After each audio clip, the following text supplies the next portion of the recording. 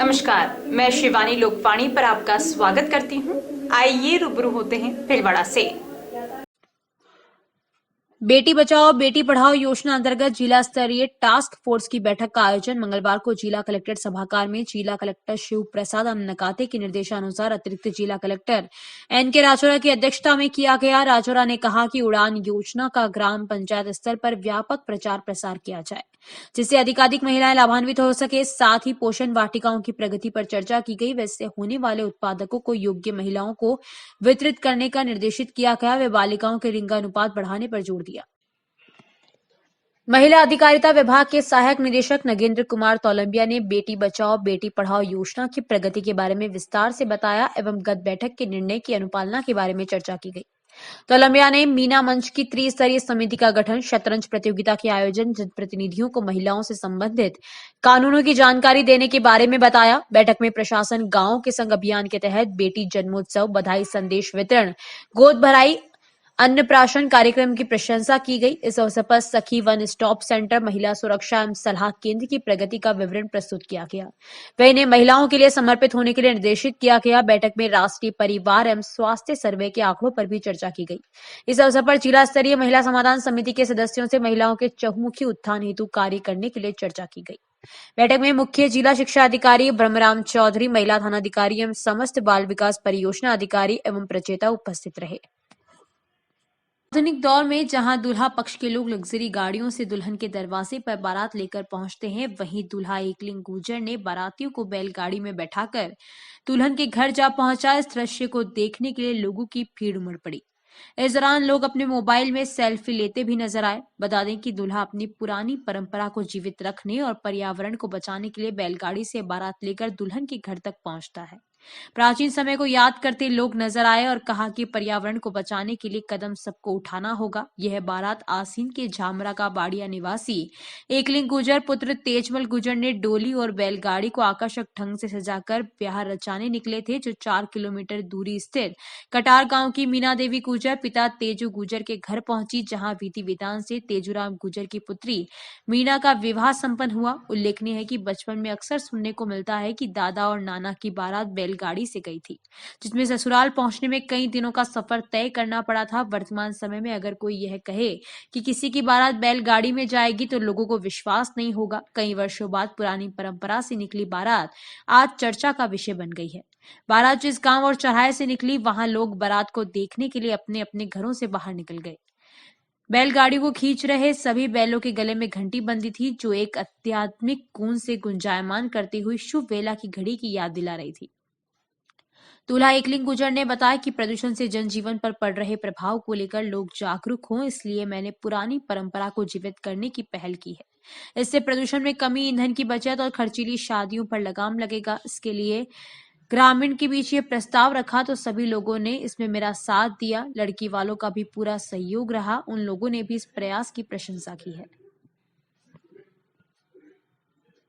यह बारात गांव जामरा से एकलिंग गुर्जर पिता तेजमल गुर्जर निवासी जामरा के द्वारा लाई गई, जिसमें बैलगाड़ियों के माध्यम से बारात को लाने का निर्णय लिया गया। क्योंकि आज के ज़माने के अंदर लोग बाग शादी ब्याह या अन्य कोई सामाजिक प्रोग्राम में जाते हैं तो बहुत सारे साधन रहते हैं, उनके आने जाने की सुविधा रहती है, जबकि हमने पुरानी भारतीय संस्कृति की परंपरा के अनुसार बैलगाड़ियों के माध्यम से हमारी भारतीय संस्कृति का परिचय कराना चाहते हैं। इसीलिए हम सब ने मिलकर ये बैलगाड़ियों के माध्यम से बारात लाने का निर्णय लिया, जिसकी गाँव वालों के द्वारा काफ़ी प्रशंसा की गई, काफी सराहनीय कार्य किया गया। नगर विकास न्यास द्वारा हरणी महादेव रोड पर मीणा छात्रावास से हरणी गांव के बीच सड़क पर किए जा रहे पेचवर्क में गड़बड़ी की शिकायत सामने आई है। यहां ठेकेदार द्वारा प्रॉपर तरीके से काम नहीं किया जा रहा है। क्षेत्रवासियों का आरोप है कि पेचवर्क से पहले न तो झाड़ू लगाया जा रहा है, न ही डामर का झारा लगाया जा रहा है। जहां पानी भरा है वहां भी डामर का काम किया जा रहा है, जबकि पानी तो डामर का दुश्मन है। यही नहीं, जहां 1 फीट चौड़ाई में रोड टूटी है वहां भी 4-4 फीट तक पेचवर्क किया जा रहा। पूर्व पार्षद शिवलाल जाट ने निर्माण की गुणवत्ता पर सवाल उठाया है। उनका कहना है कि न तो गड्ढों की मिट्टी बाहर निकाली जा रही है, न ही प्रॉपर काम हो रहा है। ऐसे में 5 दिन में वापस पेच उखड़कर सड़क पर गड्ढे पड़ जाएंगे। क्षेत्रवासी दिनेश सुथार ने कहा कि सड़क बनाने से पहले धूल मिट्टी भी साफ नहीं की जा रही। इस संबंध में यूआईटी के एक्सीएन केजी नागर से संपर्क का प्रयास किया गया, पर उनका मोबाइल नो रिप्लाई रहा। भीलवाड़ा शहर में पूरे शहर में खड्डे ही खड्डे हो रहे हैं और यूआईटी और नगर परिषद एजेंसियों को खड्डे रिपेयरिंग के लिए पेच के लिए एजेंसियों को टेंडर दे रखा। एजेंसी इतना घटिया काम कर रही है जहाँ नहीं तो खड्डे की मिट्टी निकाली जा रही है, नहीं उसमें कोई जैसे पानी है। मेरे को नहीं लगता कि ये 5-7 दिन में वापस रोड उखड़ जाएगा। ऐसा कोई एजेंसियाँ काम नहीं कर रही है और कर्मचारी लोग इस पर कोई ध्यान नहीं दे रहे हैं और जनता का पैसा यूं ही बेकार हो रहे हैं। मेरा तो यही कहना है कि प्रशासन द्वारा इस पर ध्यान दिया जाए, थोड़ी क्वालिटी से चेक करके और कर्मचारी लोग खड़े रह के काम कराया जाए। क्यों पैसे बर्बाद कर रहे हो? ये 5 दिन में वापस खड्डे हो जाएंगे, रोड उखड़ जाएगी, कोई काम नहीं आएगी। मेरा तो यही कहना है प्रशासन से ध्यान दिया जाए और थोड़ा क्वालिटी से काम किया जाए, गुणवत्ता से काम किया जाए। इससे आप जांच करवाएंगे वापस? जांच करवाएंगे। अगर ये घटिया काम रहा है तो अपन शिकायत करेंगे और इसकी जांच कराएंगे। जनता का पैसा यूं ही बर्बाद थोड़ा होना देंगे क्या? ये रोड के खड्डे जो भर रहे हैं पहले भी किया, ये पानी की वजह से टिक नहीं पा रहा है और माल मटेरियल भी सही नहीं लगा रहे हैं। और पहले किया जो भी खराब हो गया अब भी खराब हो जाएगा जल्दी, क्योंकि पानी के पे डंबर टिकेगा नहीं। धूल मिट्टी भी साफ नहीं कर रहे? धूल मिट्टी भी कहाँ करे साफ, सही तरीके से कर ही नहीं रहे। ठीक काम कर रहे हो यहाँ पे? क्या काम चल रहा है? काम कर रहे हैं। अच्छा, कौन है ठेकेदार? वो ठेकेदार है, पता नहीं, जानते नहीं। अरे तो फिर किसी ने बोला होगा आपको काम करने के लिए? गौतम जी। कौन गौतम जी? इधर निकली गया। अच्छा, लेकिन तो फिर ये पूरा ना तो तुम नया पूरे तरह से जारा लगा रहे हो, पानी में ही काम कर रहे हो, ना सफाई कर रहे हो। सफाई कुछ जारा लग रहा है। कहाँ लग रहा है जारा? देख लो आप ही, उगाड़ के देख लो इनको, डामर को। अच्छा, क्या नाम तेरा? शंभू। अंटाली के राजकीय बालिका माध्यमिक विद्यालय में प्रशासन गांव के संग शिविर का सोमवार को आयोजित हुआ। राजस्व मंत्री रामलाल जाट ने शिविर का अवलोकन किया। 22 विभाग के अधिकारियों से आए आवेदन की जानकारी ली और नियमानुसार निस्तारण करने की बात कही और अधिकारियों को निर्देश दिए कि कैंप के माध्यम से ग्रामीणों की अधिक से अधिक समस्या दूर की जाए और ग्रामवासियों को गांव में विकास के लिए राजनीति से ऊपर उठकर काम होगा। समस्याओं को पंचायत स्तर पर सुलझा लिया जाए, ऐसा प्रयास किया जाएगा। राजस्व शिविर के माध्यम से ग्रामीण की समस्या मौके पर ही समाधान हो रही है। प्रदेश सरकार की योजनाओं को आमजन से जोड़ते हुए लाभान्वित किया जाएगा। आसीन विधायक जब्बर सिंह सांखला ने मंत्री जाट से खाद्य सुरक्षा योजना की वेबसाइट खुलवाने की मांग की। ग्रामीणों ने शमशान घाट भूमि से अतिक्रमण हटाने की मांग की।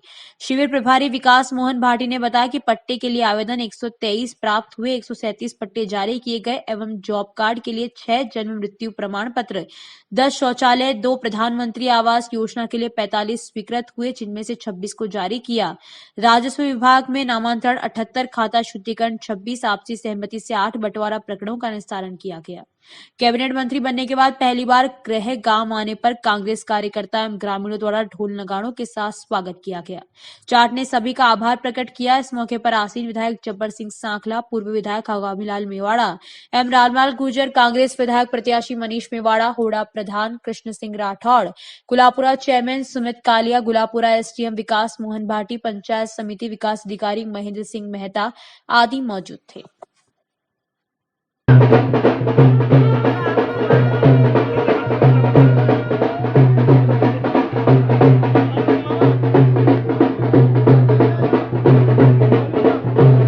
एप्लीकेशन आई जो नाम शुद्ध कर रहा है, तो ये 50 लोगों को फायदो हो रही हो कि यानी पैसा कभी जाना पड़तो पैसा लगाना पड़ता है। राजस्थान में बाल विवाह के पुराने प्रचलन के कारण खासकर ग्रामीण इलाकों में लोग नाबालिग लड़के और लड़कियों को 7 फेरों के बंधन में बांध देते हैं। बाल विवाह पर कानून व रोकथाम को लेकर लोकवाणी ने भिलवाड़ा के जाने माने अधिवक्ताओं से राय जानी, जिसमें कानूनविदों ने बताया कि बाल विवाह कानूनन अपराध है। इसको जानते बूझते हुए भी लोग बाल विवाह कराने में गुरेज नहीं करते हैं। इस पर रोक लगाने के लिए गहलोत सरकार ने प्लान बनाकर उसे लागू करने के आदेश भी जारी कर दिए हैं। बाल विवाह निषेध अधिनियम 2006 के अंतर्गत विभिन्न धाराओं के तहत सजा का प्रावधान है। बाल विवाह निरस्त की धारा 3 के अंतर्गत जिस भी बच्चे का बाल विवाह हुआ है वो बालिग होने के 2 वर्ष बाद तक अपना बाल विवाह निरस्त कराने का अधिकार रखता है। लड़की 20 साल तक और लड़का 23 वर्ष तक बाल विवाह निरस्त करवा सकता है। बाल विवाह प्रतिषेध अधिनियम 2006 के तहत 2 वर्ष तक के कठोर कारावास एवं जुर्माने का प्रावधान है। कोई किसी बाल विवाह को संपन्न करेगा, संपन्न कराएगा, संचालित करेगा या फिर दुष्प्रेरित करेगा तो वह भी सजा का भागीदारी होगा, जब तक कि वह यह साबित न कर दे कि उसके पास विश्वास करने का कारण था कि वह विवाह बाल विवाह नहीं था। इसके तहत 2 वर्ष की कठोर कारावास की सजा का प्रावधान है। इसमें 1 लाख रुपए तक का जुर्माना भी लगाया जा सकता है। बाल विवाह पर लोकवाणी संवाददाता प्रहलाद तेली ने अधिवक्ताओं से विशेष चर्चा की। देखें ये रिपोर्ट। समाज में कई प्रकार की कुरीतियाँ व्यापक है और समय समय पर सामाजिक संगठन और प्रशासन इन कुरीतियों को समाप्त करने के लिए कई कार्य योजनाएं भी चलाते हैं और इस समाप्ति की ओर अग्रसर भी है। लेकिन अभी एक बाल विवाह बहुत बड़ी एक सामाजिक बुराई है और कुरीति है। इसको लेकर प्रशासन और कई तरह के कानून भी बने हुए हैं, लेकिन यदा कदा हमें अभी भी बाल विवाह की शिकायतें प्राप्त होती है। बाल विवाह के जो नज़ारे होते देखने को मिलते हैं और जिस उम्र में बच्चों को कलम पकड़नी चाहिए उस समय बच्चों के हाथों में मेहंदी लगा दी जाती है। न्यायिक विभाग से जुड़े हुए जो लोग हैं, अभियोक्तागण, आइए इनसे चर्चा करते हैं कि क्या कानून बने हुए हैं और किस प्रकार और इनको प्रभावी रूप से लागू कर जो बाल विवाह की जो कुरीति इसको समाप्त किया जा सकता है। जी सर। बाल विवाह एक सामाजिक अभिशाप है। इसके लिए केवल उनके माता पिता ही नहीं, पूरा समाज इसके लिए जिम्मेदार है, प्रशासन इसके लिए जिम्मेदार है, क्योंकि कानून में एक एक्ट बना हुआ है बाल विवाह प्रतिषेध अधिनियम। उसके अनुसार प्रशासन पूरी तरह से पालना नहीं करता है। पूरे गांव में जहां उनका प्रशासनिक अधिकारी रहता है वो आंख मूंद के खड़ा हो जाता है, बाल विवाह होके जाता है। इसके लिए सभी जिम्मेदार है, क्योंकि उनकी परिपक्वता में उनकी शादी हो जाती है, सारी चीज़ें वो परिपक्व नहीं हो पाते हैं, उनकी शादी हो जाती है और उनका जीवन बर्बाद हो जाता है। इसके पीछे सबसे बड़ा कारण अशिक्षा।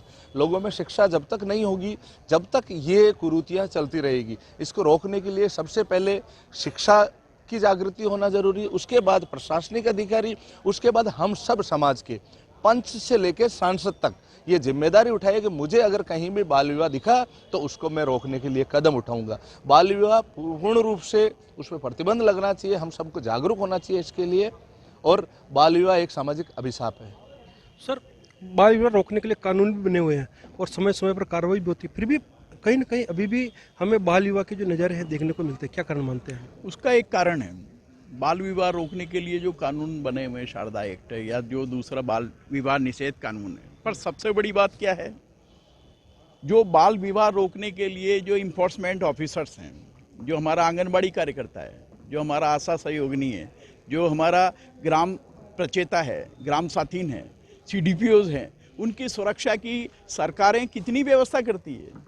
आपको ध्यान होगा, विशाखा जजमेंट हुआ था जिसमें बताया गया था कि किस प्रकार से कामकाज करने वाली महिलाओं को उसका नियोक्ता सुरक्षा नहीं दे पाता, और उसके कारण जो बाल विवाह रोकने के लिए महिला गई थी उसी के साथ गांव के लोगों ने अपनी दमंगी दिखाते हुए गैंग रेप किया था, और सरकार उस मामले में उस नियोक्ता के होते हुए सरकार नियोक्ता हो और उस कर्मचारी को न्याय नहीं मिला, और वो विशाखा जजमेंट हुआ। और उस कानून को बनने में, work place women sexual harassment का कानून बनने में 2013 आ गया, 87-88 का फैसला सुप्रीम कोर्ट का था।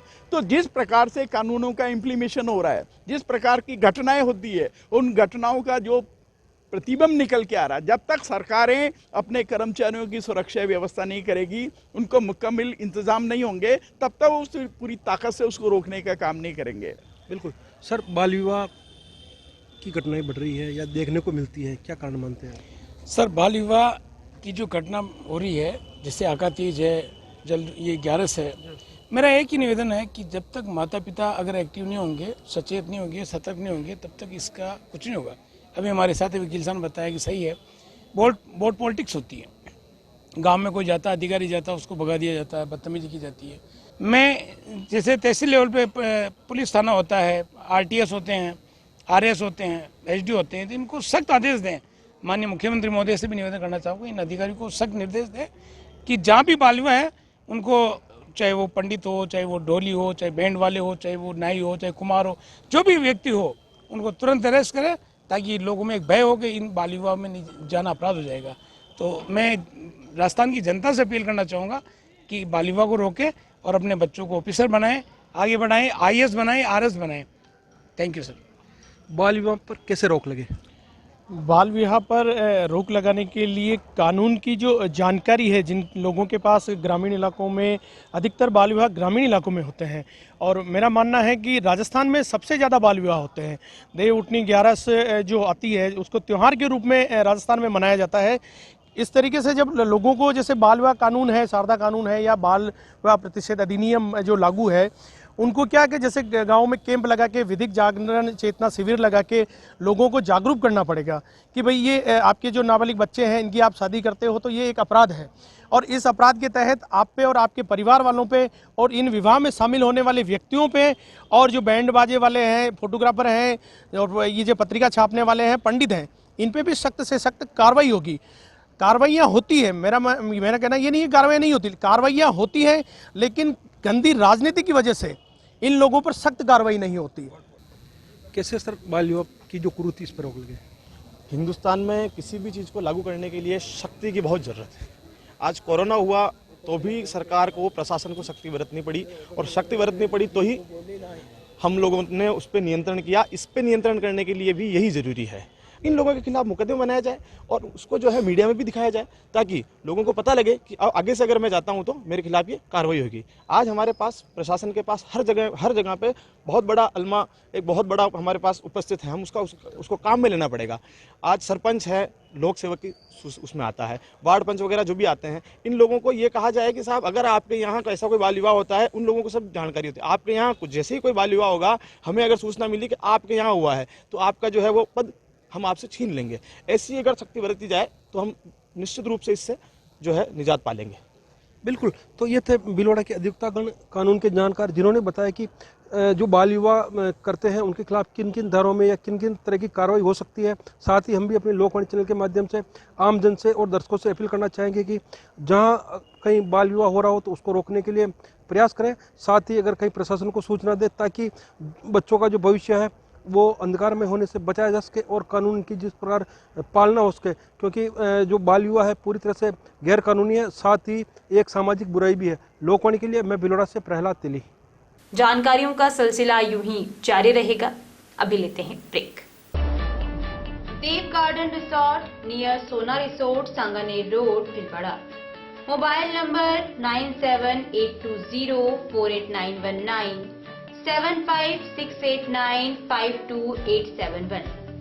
22 AC furnished room and one hall, 20,000 square feet garden, well parking facility, nearby city, a complete solution of marriage, complete event, room facility, economic charges.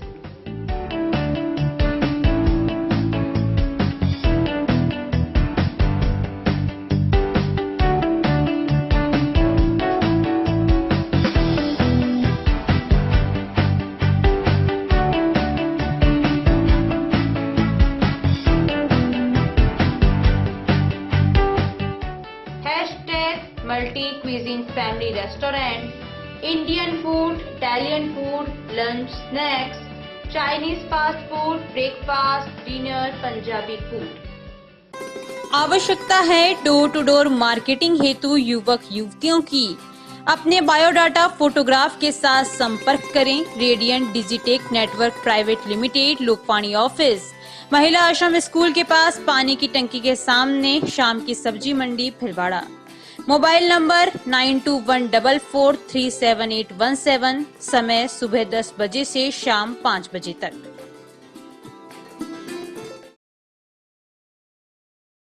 Shri Ganesh उत्सव सेवा समिति के माह के निःशुल्क शिविर। पाइल्स बगंदर शिविर 15 से 21 तारीख। समय प्रातः 8 से 2 बजे तक। स्थान आयुष चिकित्सालय MGH परिसर, भिलवाड़ा। परामर्श doctor GL Sharma, doctor Anurag Sharma. Corona जानकारी एवं काढ़ा वितरण हर माह 19 से 23 तारीख। समय प्रातः 8 से 2 बजे तक। स्थान आयुष चिकित्सालय। परामर्श डॉक्टर अनुराग शर्मा, डॉक्टर मोहिनी मीणा। योग प्राणायाम शिविर हर माह 21 तारीख। समय प्रातः 7 बजे। स्थान सीताराम धर्मशाला MGH परिषद, भिलवाड़ा। परामर्श डॉक्टर उमा शंकर शर्मा। पथरी रोग शिविर 25 से 30 तारीख समय प्रातः 10 से 2 बजे तक स्थान गैलेक्सी क्लिनिक मोती बावजी के पास सांगानेर रोड। परामर्श डॉक्टर किरण शर्मा। श्वास पुरानी खांसी जुकाम शिविर 27 से 28 तारीख समय प्रातः 8 से 2 बजे तक स्थान आयुष चिकित्सालय MGH परिसर भिलवाड़ा। परामर्श doctor Anurag Sharma doctor Mohini Meena. Post covid शिविर 29 व 30 तारीख समय प्रातः 8 से 2 बजे तक स्थान आयुष चिकित्सालय MGH परिसर भिलवाड़ा। परामर्श doctor Anurag Sharma doctor Mohini Meena. Sugar घुटना दर्द एक्यूप्रेशर शिविर हर रविवार। स्थान अपना घर वृद्धाश्रम आरसी व्यास कॉलोनी भिलवाड़ा। समय प्रातः 9 से 11 बजे तक। परामर्श doctor SN Nuwal Subhash Garg. Break के बाद एक बार फिर आपका स्वागत। आइए देखते हैं कुछ अन्य जानकारियां। हाजीअस परसनी भट्टा नेशनल हाईवे 48 राष्ट्रीय राजमार्ग को जोड़ने वाली मुख्य मार्ग की सड़क की समय सीमा समाप्त होने के बाद भी निर्माण कार्य पूर्ण नहीं हो सका। मालूम हो कि प्रधानमंत्री ग्राम सड़क योजना से बरसनी हाजीअस भट्टा संपर्क सड़क में बरसनी से उंखलिया तक 9 किलोमीटर की सड़क का निर्माण 369,78,000 रुपए की लागत से किया जाना है। कार्यस्थल पर लगाए गए बोर्ड में कार्य प्रारंभ की तिथि 15 जनवरी 2021 और कार्य पूर्ण की तिथि 14 नवंबर 2021 अंकित है। सड़क निर्माण प्रारंभ हुआ और पुलिया का कार्य व 1 किलोमीटर सीमेंट कंक्रीट सड़क भी बनाई गई, लेकिन 1 वर्ष बीतने को आया फिर भी यह कार्य अभी तक अधूरा पड़ा है। ऐसे में यह सड़क नेशनल हाईवे 48 को जोड़ने वाली मुख्य सड़क है। इससे होकर कई गांव के ग्रामीण आवाजाही करते हैं, लेकिन अधूरा निर्माण कार्य होने से मार्ग पर गुजरने वाले दुपहिया वाहन चालकों को धूल भरे गुबार से गुजरना पड़ रहा है, जिससे अचानक दुपहिया वाहन चालकों के साथ दुर्घटना का अंदेशा बना रहता है।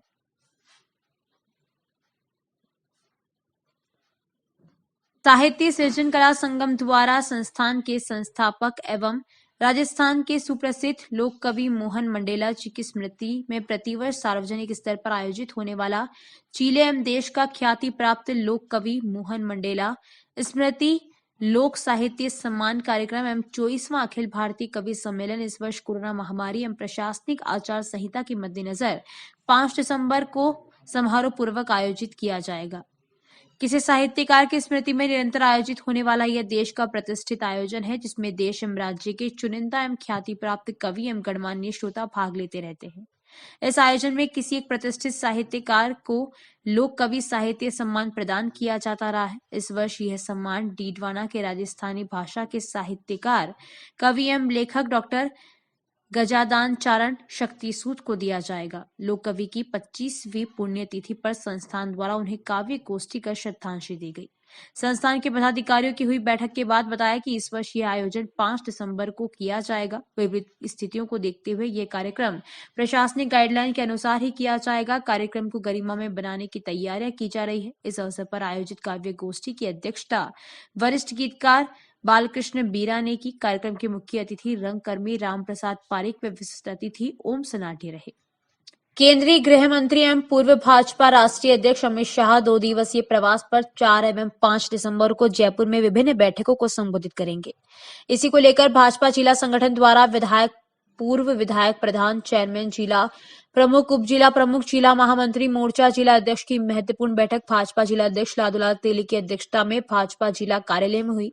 इस बैठक में जयपुर में होने वाली बैठकों में अपेक्षित जनप्रतिनिधि पदाधिकारी को जयपुर बैठकों में सम्मिलित होने को लेकर विभिन्न व्यवस्थाओं के बारे में चर्चा कर प्रभारी बनाए गए और विभिन्न व्यवस्थाओं को लेकर विस्तृत चर्चा की गई। भाजपा जिला प्रवक्ता कैलाश सोनी ने बताया कि 4-5 दिसंबर को केंद्रीय गृह मंत्री एवं पूर्व भाजपा राष्ट्रीय अध्यक्ष अमित शाह के आगमन पर भाजपा के जनप्रतिनिधि पदाधिकारी सहित कार्यकर्ताओं में जबरदस्त उत्साह है। प्रदेश भाजपा संगठन के निर्देशानुसार 4 दिसंबर को जयपुर में प्रदेश कार्य समिति की बैठक में अपेक्षित पदाधिकारी, जिनमें प्रदेश कार्य समिति सदस्य, जिला प्रभारी, जिला अध्यक्ष, सह संयोजक, लघु उद्योग प्रकोष्ठ, सांसद, विधायक, विस्तारक, योजना समन्वय, कुल संख्या 15 जने उपस्थित रहेंगे। 5 दिसंबर जनप्रतिनिधि सम्मेलन आयोजित होगा, जिसमें सांसद, विधायक, पूर्व विधायक, जिला प्रमुख, उप जिला प्रमुख, नगर पालिका अध्यक्ष, पूर्व नगर पालिका अध्यक्ष, प्रधान, पूर्व प्रधान, जिला परिषद सदस्य, पंचायत समिति सदस्य, सहकारिता क्षेत्र में काम करने वाले डायरेक्टर, सरपंच अपेक्षित हैं। अभी के लिए इतना ही। धन्यवाद।